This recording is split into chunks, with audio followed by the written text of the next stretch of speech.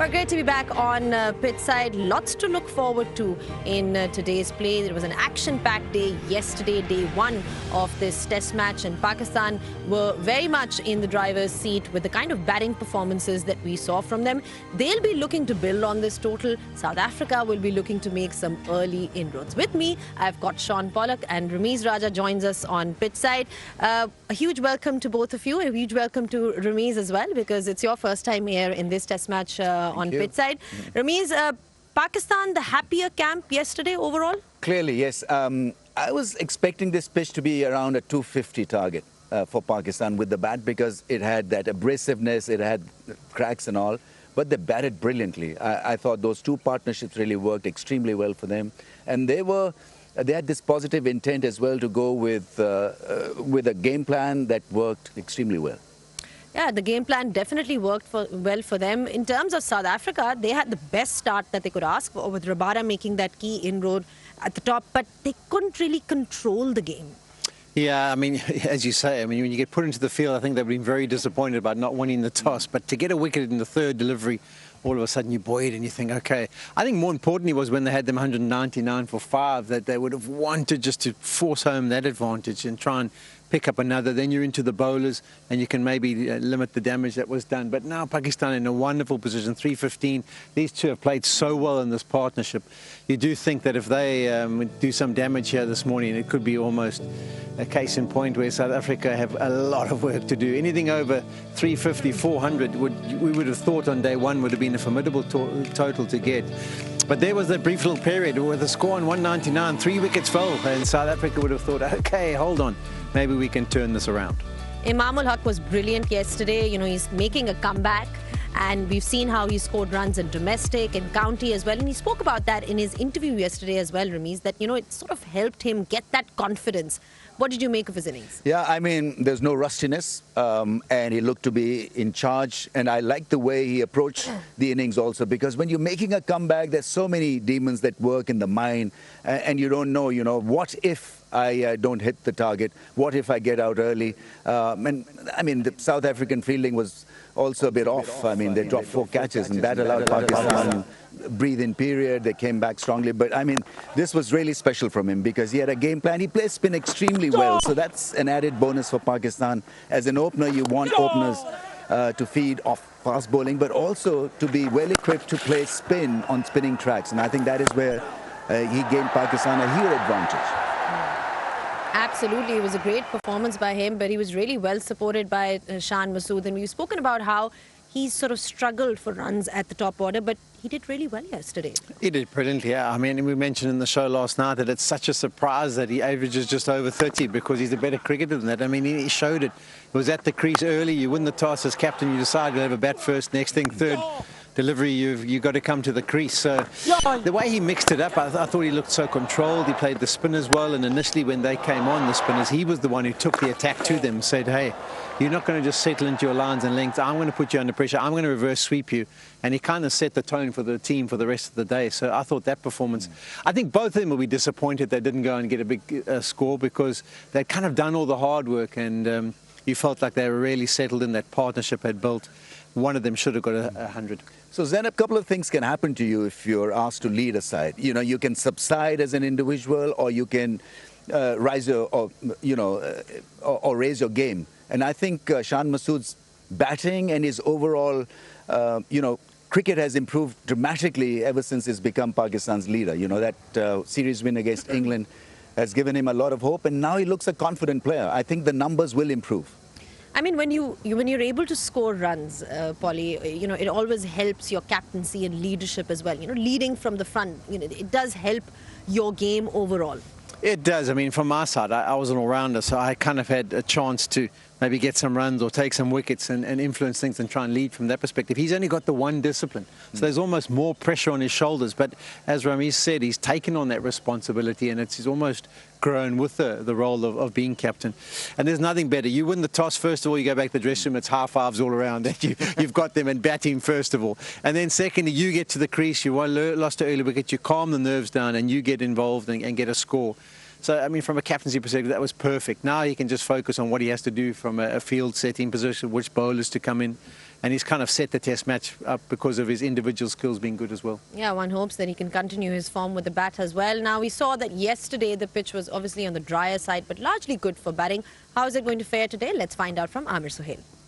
Yeah, Zainab, you're right. It's not a typical Gaddafi Stadium pitch. It's bone dry, it's abrasive in nature, the cracks are visible. But having a look at this pitch on day 2, it gives you a feel of day 5. The reason why I say that, the cracks are opening up, the top is crumbling, and I think this is going to offer more to the spinners, which means more challenges for the batsmen to deal with. And one thing I have to say here, the spinners, they have to bowl at the right pace to be able to bring an impression on the batters. I think between 90 kilometers per hour is the way to go for the spinners. All right, what we heard from Amir Suhail, Ramiz, that it looks like a day 5 pitch. I mean, it's difficult to read this pitch, by the way, because so much of work has been done on it, and it's not your typical Gaddafi Stadium pitch. So I don't know whether extra bit of rolling will help to minimize the damage or whether it'll further inflame the surface. So jury, I think, is still out, but yes, I mean, it looks crumbly, the cracks, and I'm sure with the sun out, they'll open up as well. What I would say is when we've come here and played myself, these were some of the best batting surfaces you could ever hope to play on. I mean, they were flat roads.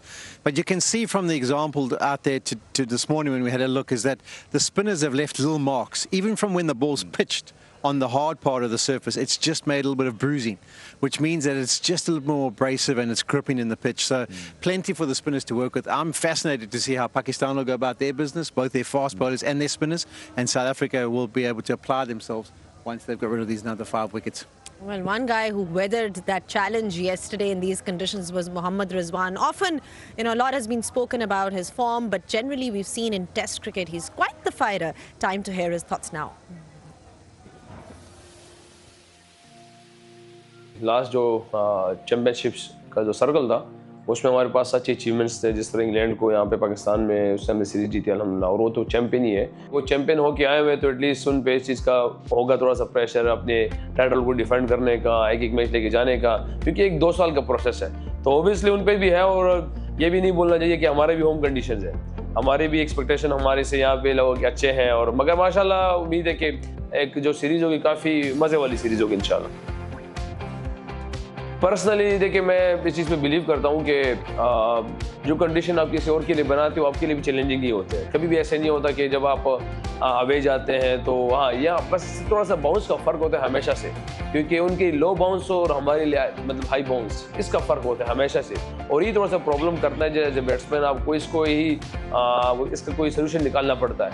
Otherwise आप spin track बनाते हैं तो आपके लिए भी spin track होता है, आप स्विंग वाली ट्रैक बनाते हैं तो उनके आप लोगों के लिए भी, मतलब जैसे वो बनाते हो हमारे लिए भी, हम जैसे बने उनके लिए भी है।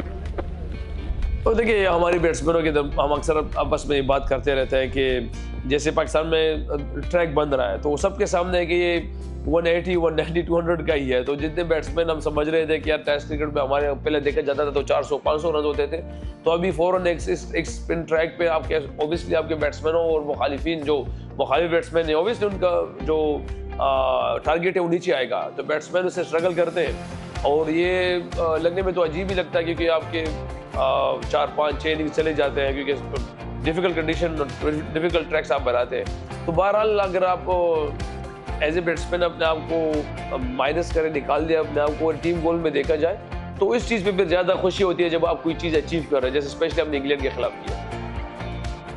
देखिए, स्पिन ट्रैक हमेशा से ऐसा नहीं होता कि सिर्फ वो स्पिन ही के लिए सपोर्ट करता है, क्योंकि अगर वहाँ पे उनके पैचेस हार्ड हो गए तो उस पर सीम भी होता है। ये नहीं कि सिर्फ स्पिनर के लिए मुश्किल होता है। अगर आप देख लें इंग्लैंड के फास्ट बॉलर्स ने यहाँ पे आउट किए हैं, या आप लास्ट सीरीज में देख लें उनके संडे से कुछ फास्ट बॉलर्स ने भी कुछ ना कुछ आउट किए, या हमारे फास्ट बॉलर्स भी कभी कभार आप देख लें कभी बिल्कुल लेस टाइम के लिए आ जाते हैं, कोई ना कोई विकेट दे के चले जाते हैं। तो ये कि ये सिर्फ नहीं कि स्पिन ट्रैक बनेगा तो स्पिनर के लिए ही डिफिकल्ट होगा, उसमें सम टाइम वो फास्ट बॉलर की सीम शुरू होता है जब वो पैचेस बिल्कुल हार्ड हो जाते हैं।